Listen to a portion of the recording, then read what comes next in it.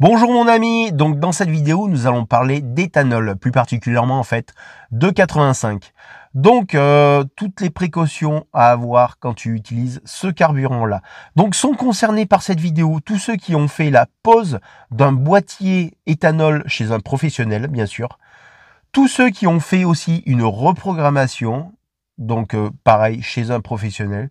Et tous ceux qui utilisent, comme moi, l'éthanol directement à la pompe, sans avoir fait ni de reprogrammation, ni de boîtier, et qui voudraient justement utiliser correctement leur éthanol. Donc voilà, on regarde ça juste après le petit générique.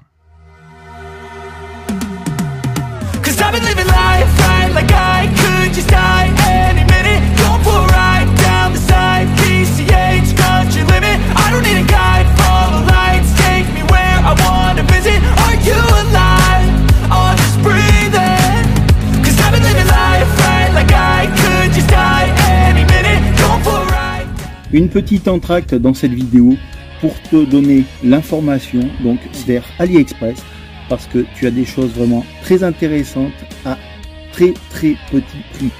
Tu as des choses de médiocre qualité, il faut être honnête, mais voilà, suivant ce que tu recherches, tu as des choses quand même qui sont assez correctes en termes de budget et qui sont vraiment très intéressantes que je te montrerai dans quelques prochaines vidéos. Voilà mon ami, fais-toi plaisir et bonne suite de vidéos. Donc voilà, tout d'abord, le 85, qu'est-ce que c'est exactement? E85, c'est E pour éthanol. 85, c'est parce que l'été, il y a 85% d'éthanol dans ce mélange-là, parce que c'est un mélange. 85% d'éthanol et 15% de samplon 95. Mais ça, seulement l'été. L'hiver, tu vois, comme on parle souvent de problème de démarrage, donc pour pallier à ce problème-là, donc à la pompe, tu trouves jusqu'à un taux minimum de 65% d'éthanol dans le mélange. Bon, il ne change pas le nom, ça reste de l'E85, mais voilà, ça peut descendre jusqu'à 65% donc d'éthanol et bien sûr, donc tu as 35% de samplon 95. Ça permet à ce que l'hiver, quand les températures sont assez basses, que tu n'aies pas de problème de démarrage. Donc c'est pour ça aussi que l'hiver, l'éthanol est un tout petit peu plus cher que l'été. Autre chose à faire bien attention en fait quand tu utilises de l'E85, c'est bien évidemment les problèmes de condensation en fait.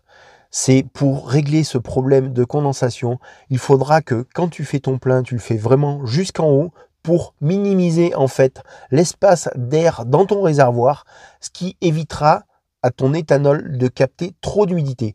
Après aussi, il te faudra bien sûr un bouchon qui ferme assez bien hermétiquement, comme ça évitera toute rentrée d'humidité à l'intérieur de ton réservoir.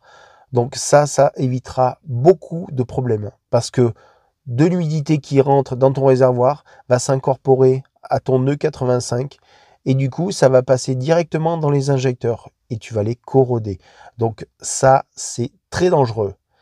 Donc essayez bien sûr de passer ton plein à peu près parce que ça captera quand même de l'humidité. Donc tu essayes de passer ton plein entre 15 jours et 1 mois maximum. Si tu gardes ton réservoir assez plein, tu peux le laisser l'utiliser sur 1 mois. Mais voilà, pas plus. Parce que voilà, si tu ne roules pas suffisamment, c'est pas la peine de rouler à l'éthanol. Si tu roules pas beaucoup, tu fais pas d'économie. Donc après, une autre chose à faire attention avec l'utilisation de l'éthanol, c'est son pouvoir corrosif en fait.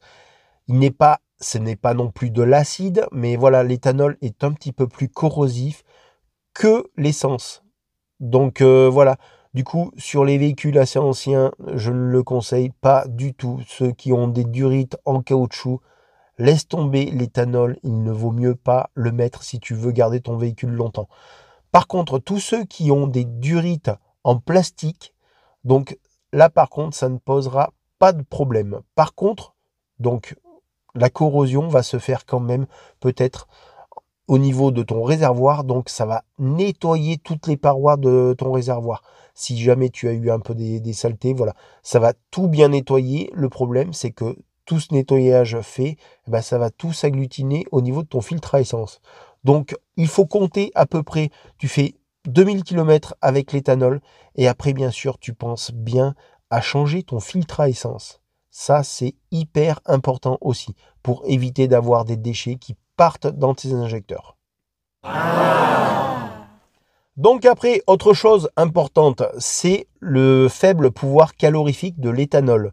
Ça, on ne le sait jamais assez, mais le faible pouvoir calorifique fait que, en fait, ton moteur va mettre un tout petit peu plus de temps à monter en température. Donc, comme tu le sais, un moteur chaud ne s'use pas, un moteur froid, par contre, va énormément s'user.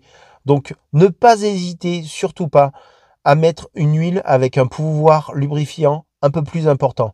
Donc en fait, je veux dire, si tu as, admettons, de l'huile en 10-40, eh ben, ne pas hésiter à mettre de la 5-40 qui permettra de lubrifier un petit peu mieux ton moteur à froid. Après, le faible pouvoir calorifique de l'éthanol fait aussi que ton catalyseur a besoin de grosses températures. Mais en roulant l'éthanol, eh ben, ça va moins chauffer. Donc ne pas hésiter régulièrement à taper dedans, tu sais, à faire monter ton moteur un peu dans les tours, pas rouler forcément vite, mais juste rouler un petit peu plus dans les tours. En fait, à décrasser ton moteur. Ça permettra à ton catalyseur de fonctionner plus longtemps, d'éviter un colmatage, en fait, qui va finir par faire que ton catalyseur va se désagréger, et puis après, de toute façon, tu auras un voyant anti-pollution qui va s'allumer. Donc voilà.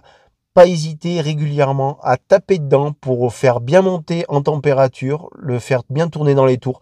Tu fais, admettons, si tu as ta zone rouge à 5000 tours, eh ben, tu montes à 4000 et tu essayes d'y rester à peu près une bonne minute à 4000 tours. Ça permettra de bien faire monter en température ton catalyseur.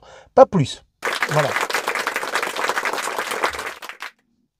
Donc après, voilà, si tu veux faire comme moi, rouler avec un mélange éthanol et samplon 95, eh ben, mes conseils à adopter, c'est d'y aller progressivement.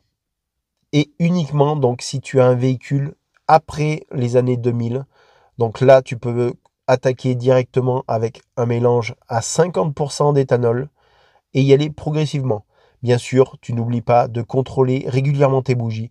Si elles blanchissent un tout petit peu, tu laisses tomber, tu redescends en dessous avec ton mélange. Mais voilà, tu y vas progressivement. Je sais que certains de mes abonnés ont des véhicules qui ont toléré jusqu'à 100% d'éthanol sans aucune modification.